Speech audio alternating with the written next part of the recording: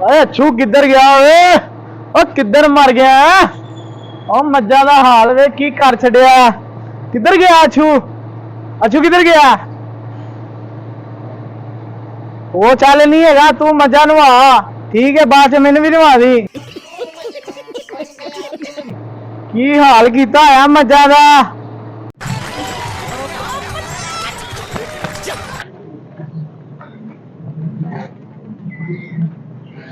ਮੈਂ ਬਿੱਲੇ ਭਲਵਾਨ ਨੂੰ ਦੱਸਣਾ ਵਾ ਉਹਦੇ ਘਰ ਦਾ ਮੀਟਰ ਲਾ ਕੇ। ਓ ਬਿੱਲੇ ਭਲਵਾਨ, ਉਹ ਤੇਰੇ ਘਰ ਦਾ ਮੀਟਰ ਲਾ ਦਿੱਤਾ ਹੀ ਵਾਪਸ ਲਿਆ।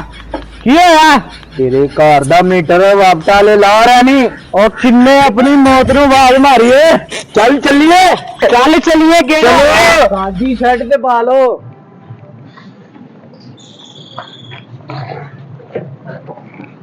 ਚੱਲ ਵੇਲੇ ਕਿੰਨੇ ਆਪਣੀ ਮੌਤ ਨੂੰ ਆਵਾਜ਼ ਮਾਰੀਏ। ਇਹ ਤੇ 6 ਮਹੀਨਿਆਂ ਦਾ ਬਿੱਲ ਹੋਇਆ ਤੇ ਮੀਟਰ ਕੱਟਣ ਆਇਆ ਹੈ। ਓਏ ਬਿੱਲੇ ਭਲਵਾਨ, 6 ਮਹੀਨੇ ਦਾ ਤੂੰ ਬਿੱਲ ਨਹੀਂ ਦਿੱਤਾ, ਵਜ੍ਹਾ ਕੀ ਸੀ? ਬੰਦਾ ਕੰਗਲਾ ਵੀ ਹੁੰਦਾ ਹੈ, ਰੋਟੀ ਖਾਣ ਜੋਗੇ ਪੈਸੇ ਨਹੀਂ। ਤੂੰ ਬਿੱਲ ਦੀ ਗੱਲ ਕਰ ਰਿਹਾ, ਇਕੱਲੇ ਇਕੱਲੇ ਨੂੰ ਛਿਲ ਦੇਣਾ ਫੜ ਕੇ। A few moments later. ਬਿੱਲੇ ਭਲਵਾਨ ਉਹੀ ਮੀਟਰ ਵਾਲਾ ਇਹੀ ਤੂੰ ਵਾਪਾ ਲਾਇਆ? ਸਾਡਾ ਮੀਟਰ ਕੱਟਣਾ ਆਇਆ? ਹਾਂਜੀ, ਮੈਂ ਹੀ ਵਾਪਦਾ ਲਾਣਾ।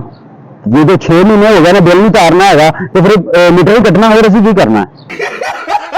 ਇਹ ਤੇ 6 ਮਹੀਨੇ ਹੋਏ ਨੇ ਬਿੱਲ ਨਹੀਂ ਤਾਰਿਆ ਤੇ ਫਿਰ ਕੀ ਹੋ ਗਿਆ? ਜਾਣਦਾ ਨਹੀਂ ਹੈਗਾ ਸਾਨੂੰ? ਬਿੱਲਾ ਭਲਵਾਨ ਨਾਮ ਹੈ ਮੇਰਾ। ਵੱਡੇ ਵੱਡੇ ਬਦਮਾਸ਼ ਕਰਦੇ ਨੇ ਮੇਰੇ ਤੋਂ ਤੇ ਵਾਪਦਾ ਵਾਲੇ ਸਾਡੇ ਕਿਉਂ ਲੱਗਦੇ ਨੇ ਹੈ? ਉਹ ਬਿੱਲਿਆ, ਮੈਂ ਤੈਨੂੰ ਜਾਣਦਾ ਨਾ ਚੰਗੀ ਤਰ੍ਹਾਂ। ਹਰ ਮਹੀਨੇ ਤੇਰਾ ਇਹੀ ਰੰਡੀ ਰੋਣਾ ਨਹੀਂ ਰਹਿੰਦਾ। 6 ਮਹੀਨੇ ਹੋ ਗਏ ਨੇ ਤੂੰ ਬਿੱਲ ਨਹੀਂ ਤਾਰਿਆ ਹੈਗਾ।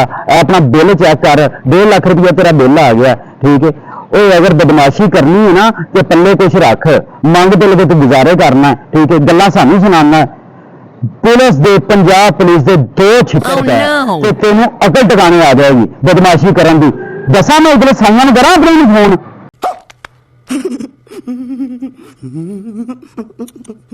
ਬੰਦੂਕਾਂ ਸਿੱਟੋ ਇਹਦੇ ਨਿਕਲੋ ਇੱਥੋਂ।